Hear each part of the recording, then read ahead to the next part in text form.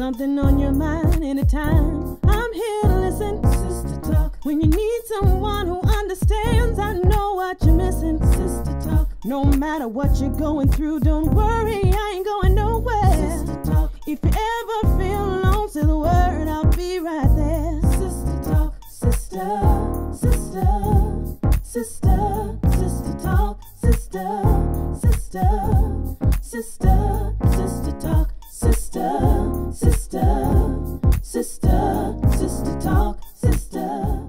Ooh, sister talk. We're going to talk about the movie The Help. Okay. And we were on hiatus for the summer until after the holidays, but I saw the commercials, the trailers for The Help. I said, another movie, Miami role and all that. I didn't want to see it. But I started reading reviews of the movie. For instance, Dr. Boyce Watkins, how he's a financial scholar and a social commentator in the Black community, and he wrote an article saying no to The Help. I'm not going to see it. You know, sorry, Viola Davis. Also, I read something by Valerie Boyd. She's the author of Wrapped in Rainbow, about the life of Zora Neale Hurston. And she said that The Help was a feel-good movie for white people. Then I looked at Viola Davis, who I think is a magnificent, phenomenal actress. And she took the role because she wanted to take this journey with the character Aberdeen. So I saw the movie, and I must say I was pleasantly surprised. I was, and I did like it.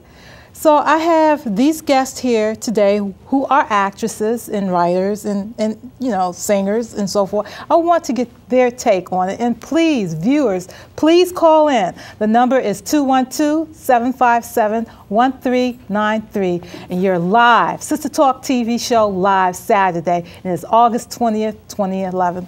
We're going to start with you, Petronia, okay? I saw the movie on a number of different levels. I saw it as an actor, looking at something. I saw it as a writer, looking at it. I saw it as from a historical point of view. And so there are many layers to it. My overall impression of it is that it's a typical Hollywood movie. It is a feel-good movie. It is laden with the emotionality that you have to bring to it. But it seems to be a story that is in a lot of ways not totally truthful, because it deals with the lives of these women vis-a-vis their employers, which of course is what the woman is focusing on, but it doesn't tell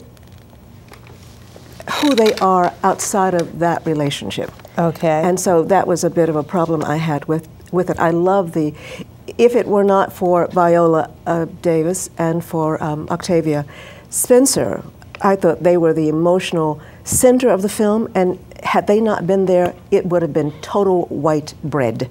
Whoa. It would have been angel cake, and who eats it? I don't. But with their presence there, they grounded it. However, I do think it's a very important story to tell, because over 200,000 women are domestic workers, are companions, are nannies. So I think their story is worth telling, and I'm glad somebody told it. I just wish now we need to go ahead and tell it as well. Okay, how about you, Manifa? Well, you know, Petronia brought up a really good point, and she mentioned that if Viola Davis and Octavia were not in the film, that it would have been a total whitewash, so to speak. Like Mississippi Burning somewhat, right. Yeah. But it turns out that Viola actually had a conversation with the film's director, who happened to be, I believe, a childhood friend of Catherine Stockett. He didn't have very many directing credits, not a lot of experience in the field. Wow. However, she sat him down, and she basically told him to get a pen and paper, sit down, and take some notes. Because I don't care how long you've been directing or how long you think you've been directing, but this is how the movie is going to go. So basically, and I'm paraphrasing, this is what she did. But it's interesting, but it reminded me of, you know, when I was going to school, you remember the sitcom A Different World, of course, everybody remembers that. And I remember two of the characters, Freddie and Kim, and how they were doing a play about Black history.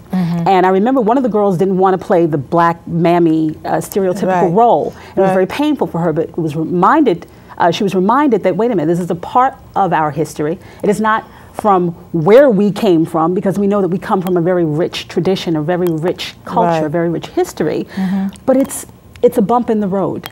And so when I was watching the film, and I was telling someone that I was bawling, and I didn't plan to come there to I was cry. too. It was a tearjerker. Yeah, I was surprised. And I had to actually, in the moment, ask myself, okay, why are you getting really so emotional? You know, because it's acting, and we know that this is the job of Hollywood, you know, to make things emotional tearjerkers, you know, to capture that emotion. But what I realized was that it is constant, and this is not just over the years. I think it's just the constant showing of one type of image when it relates to women of color. You know, the downtrodden. You know, the sort of image that is not considered quote unquote beautiful. Okay, I hear that, because I come from a family that were maids and so forth, and I'm not taking anything away from Viola Davis or Octavia Spencer. I think they're beautiful women, but I'm gonna get on that later of what I thought about their character, the image of beauty. Your take, Pinwa? I can say I concur. All I can do is speak about it as my own personal experience. I went to see the film in a town that's an old, wealthy white folk town at a movies that, if this was a black movie, it would have never been shown there. When I got there, I was the only, myself, my nephew, and my girlfriend joined us. We were the only black people in the movie. Whoa. All old, wealthy white folks in this part of Upper Montclair, New Jersey. So it's like that. The movie was well done. I am a huge Viola person. I like the fact that the story is being told, but if it was written, if it was a Spike Lee joint, or if it was like from, you know, from any one of us, it would have never, it went right out on DVD. That's the problem I have with this whole thing. I can't talk about the Southern experience. I'm a Yankee girl. We had an Italian housekeeper. My mother had a white woman, you know, she wasn't our mammy. She helped my mother cook and clean because my mother was busy. Okay. So I have a different experience. I saw also, what is it, Planet of the Apes? Same movie. It's to me. You know, I say it's the same movie. It's the same treatment of black people like we're animals. I don't understand how you can say the whole bathroom thing. I don't want to give the movie away, but the whole bathroom thing. How can you not want to use the same bathroom? And they clean, it. And you have them raising your child. Right. Do you understand what I'm saying? Yes. Holding and raising your child, but you can't. That really bothered me. That kind of little stuff like that made me crazy. The movie was magnificent, but we've seen this story over and over and over. I want to ask you, Petronia, you didn't think it was a realistic portrayal of black women. That's something that's part of our culture. I don't think I said it quite that way. Okay. I think I said that it was about a particular part of their life. Okay. And not their whole life. Their whole life revolved around these women, which of course is a story she's telling. Right. And you know, a writer has a right to write about whatever they want to write about. Right. So I just would have liked to have seen them outside of that context, but that's my, you know, I can't tell her how to write her movie. I would like to comment on something that Pinwa said about the whole thing. It could have been called the movie about the toilet. But the thing that is important when I was going over my notes today about it was the fact that black people, Medgar Evers in particular, was fighting a battle about that very issue. He was on a boycott of gas stations and he said, do not go to, do not support those gas stations where you cannot use the toilet. Yes. So that was a very big issue Right. at that time in the South, the idea of public facilities that we could not access and use. And Right. the toilet was a battleground. So it was kind of interesting that they put it in a very private context. Yes. But it was a very big issue, the idea of being able to use something so essential to who we are as Yes. a toilet. So there was something, when I rethought about that, I said, yeah, for them, that was important. Yes. Because it was a way of saying, I'm superior, I'm better. Exactly. Keeping you in your place. Exactly. You cannot even, you can kiss my child. That's you right. can love my child, you can hold my child, you can clean up my child's But you can't bottom. pee where I pee. But you cannot use the toilet that I use. It's deep. So, and that, deep. that was a trope that was used throughout the movie.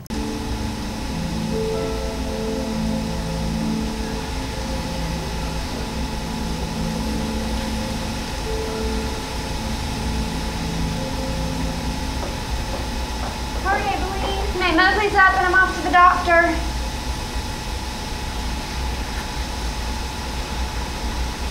That's Amy's bathroom, Mama. Hey, Amy. No, honey. Mama's saying we're going in there, okay? I'm right here, baby girl. It's so nice to have your own Evelyn. That's mine.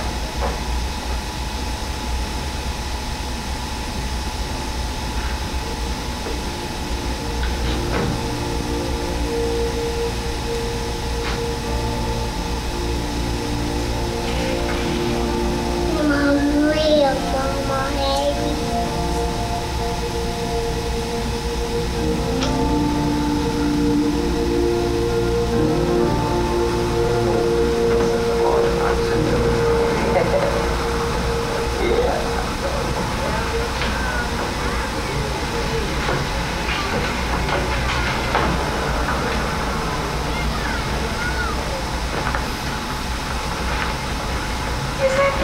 Minnie? Hey, Evelyn. Hey, Minnie. Where you headed? I got some business to tend to, so y'all just mind your own. All right then, well, bye. Bye. Now, she mad at me because I got that job at Miss Hillis. Don't worry about her. She always mad about something. Evelyn! That's me. Everything okay? Yeah, I just wanted to talk to you.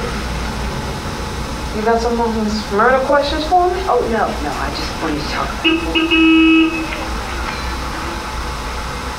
We never finished our conversation at Elizabeth's. How about that book I want to write?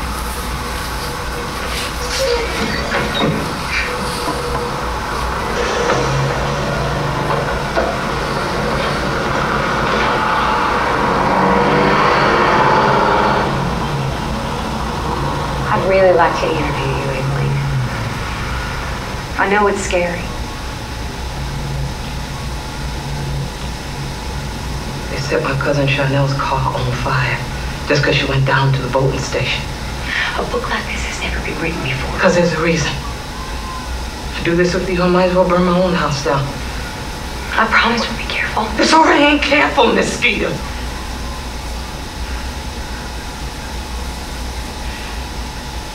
You're not knowing that's what scared me the most. Scared me more than Jim Crow.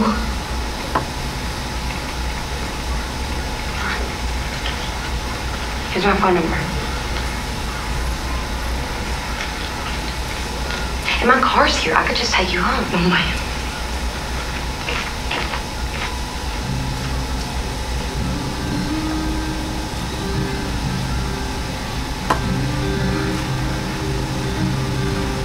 No person shall require any white female to nurse. Wow, that was intense. That was cute with her, with the child and all. It makes me think that she takes care of her employer's children more than her own. That's what it appears from this this clip from the movie. We have a phone call. Caller, you're watching Sister Talk TV show live. Hello. Hi, hello. Hi. My name is Frances. Hi, Frances. And I want to call, I want to speak to, I'm very bad with names, so I want to speak to the woman in the orange who has the daughter that's in acting or whatever. But the woman that spoke about how her mother had an Italian housekeeper, and how when she went to the movies in Upper Montclair, New Jersey, her and someone else was the only black person in the movie.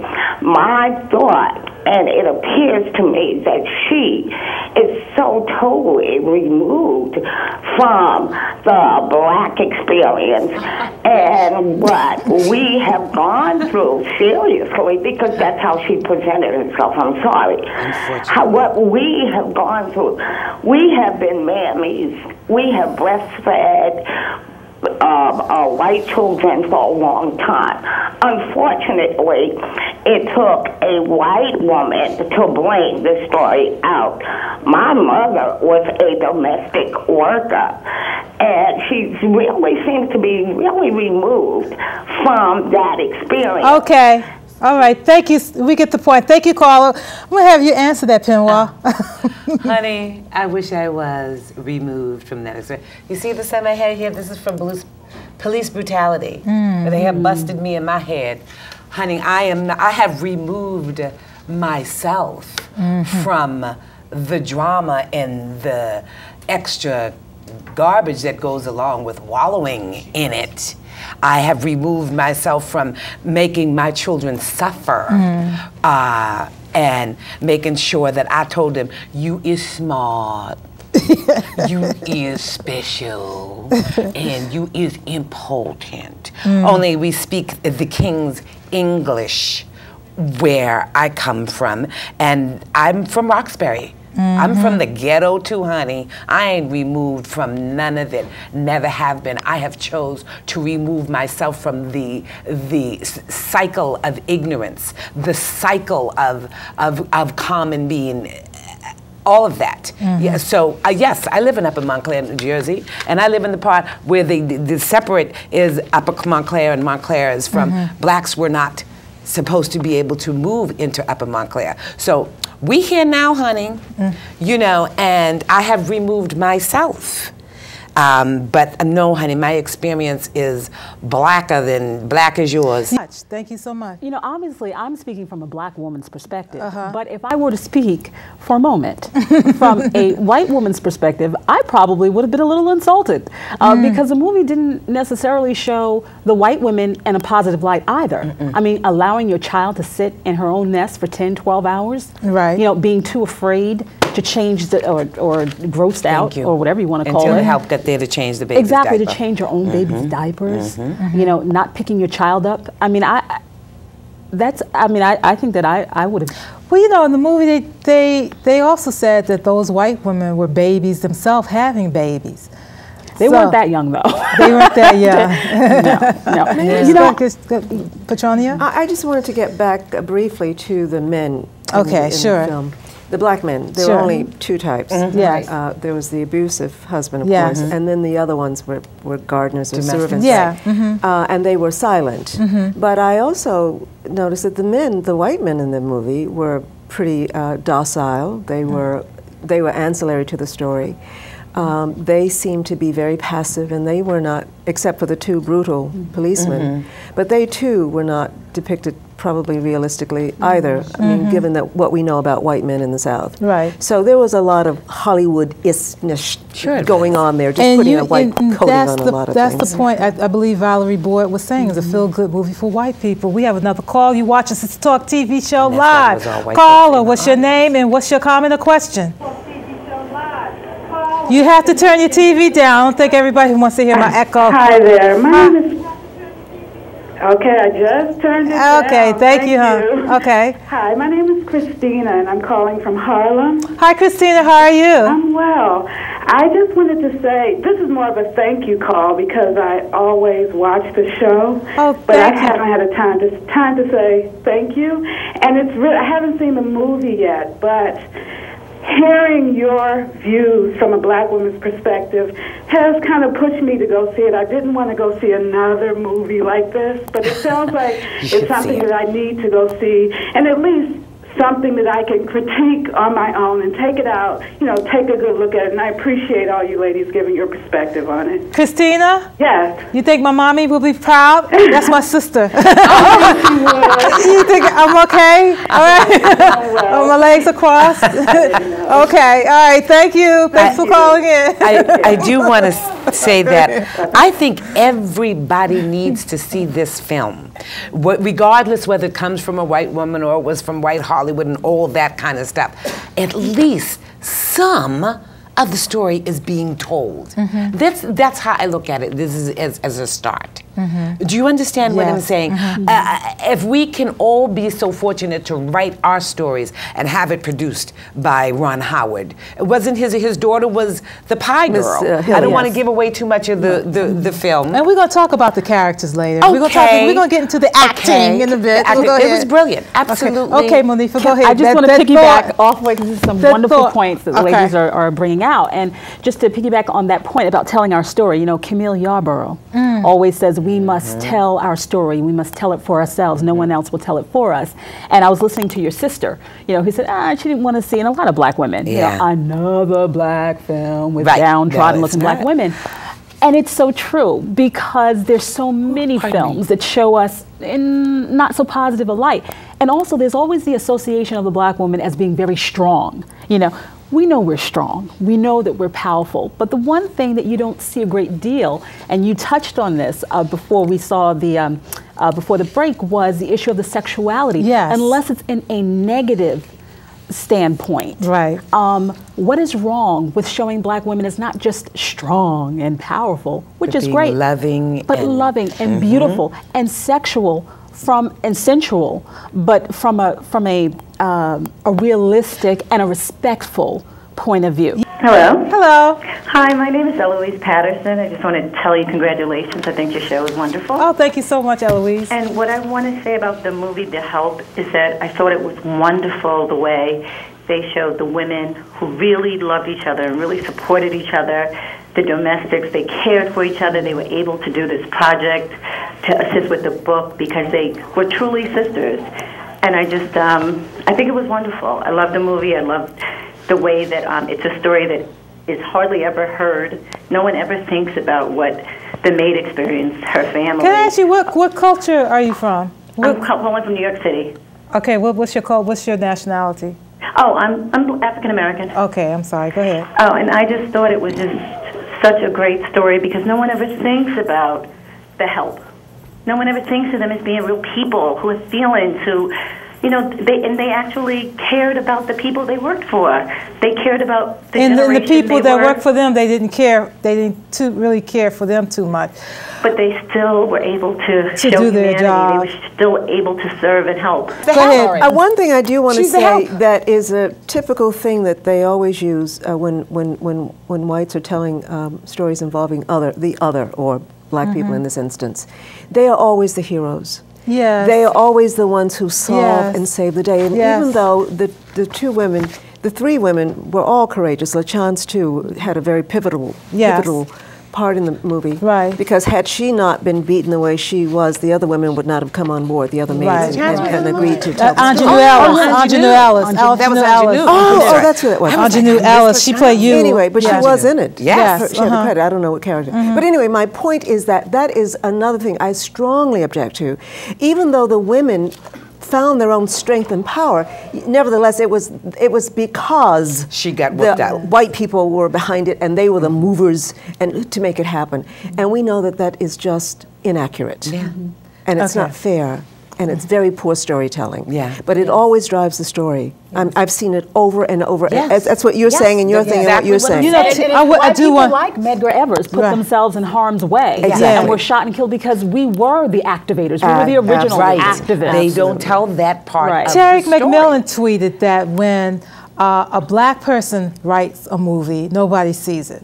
About our history, nobody sees it. But when a white person writes it, it's a bestseller. This movie would have never been at the Belleville Theater. Do you understand what I'm saying to you? That has to change. That has to change. We That's really all need I'm to. saying. Yeah. That it would have never been shown. I was stunned that it was even shown, but it's a white folks movie.